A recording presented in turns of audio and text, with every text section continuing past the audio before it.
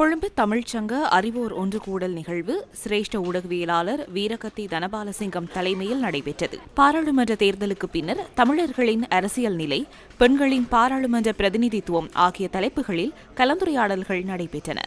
நிகழ்வில் விரிவுரையாளர்கள், சிவில் சமூக செயற்பாட்டாளர்கள், சமூக ஆர்வலர்கள் உள்ளிட்டோர் பங்கேற்றிருந்தனர்.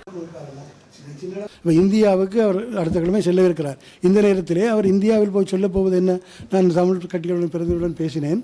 அவர்களுக்கு நான் சமஸ்டியை பற்றி சொன்னார்கள். அவர் சமஸ்டியில் எல்லாத்தையும் நாங்கள் 3 வருஷத்தாலே ஆராயப் போகிறோம் என்று சொல்லியிருக்கிறேன் என்று தனக்குரிய வேலையை சுலபமாக்கி விட்டு வருவார். உண்மையை சொல்கிறேன், நான் 13 ரசிகன் அல்ல. ஆனால் 13 இல்லை என்றால் அதையும் நாங்கள் கைவிடுவோம் என்றால் ஒன்றையும் பெறாத சமூகமாக யாழ்ப்பாணத்துக்குள்ளே இருந்து தேசியவாதத்தை கொக்கரிக்கின்ற ஒரு சமூகமாக தான் இருக்க போகிறது. இப்பொழுது யாழ்ப்பாணத்துக்குள்ளும் கொக்கரிக்க முடியாத அளவுக்கு தேசிய மக்கள் சக்தி அங்கே 3 ஆசனங்களை பெற்றிருக்கிறது. அதனால் 13 என்பதை பற்றி ஒரு தெளிவான சிந்தனை தமிழ் மக்களுக்கு இதுவரை காலம் வரவில்லை. ஜனாதிபதியுடன் பேசிய பொழுது அவர்கள் 13 பற்றி கதைக்கவே இல்லையா. ஆனால் இவர்களுக்கு என்னவென்றால் 13 பற்றி சொன்னால் ஒரு தீட்டு மாதிரி. தமிழ் மக்களினுடைய பிரச்சனை என்பது தனியே அரசியல் பிரச்சனை மாத்திரம் அல்ல.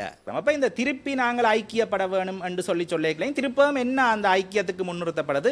வெறுமனே இந்த அரசியல் தீர்ப்பு. இப்போ நாங்கள் உடனடியாக சமஷ்டிக்கு போய் அது நடக்குமா என்றது சந்தேகமாக இருக்கிற நிலையில் 13வது திருத்தத்தை பற்றியோ மாகாண சபையை பற்றியோ ஒன்றுமே கதைக்காமல் அதை அப்படியே புறக்கணிச்சு போட்டு வாரம் என்று சொன்னால் அது எங்களுடைய அரசியலில் ஒரு விதமான புத்திசாலித்தனம் இல்லை என்று தான் நான் அதை சொல்லுவேன். ஏனென்றால் 13வது திருத்த சட்டம் அட்லீஸ்ட் மாகாணத்தை ஒரு அழகாக கூட வைத்திருக்குது. பெண்கள் தேர்தலில் இறங்கும் பொழுது அல்லது தேர்தல் அரசியலுக்குள் வரும் பொழுது முதலாவதாக நாங்கள் செய்ய எத்தனிக்கின்ற வேலை அந்த பெண்ணை தேர்தல் அரசியலுக்குள் இறங்காமல் தடுப்பது தான் நாங்கள் முதலாவதாக செய்யும் வேலை.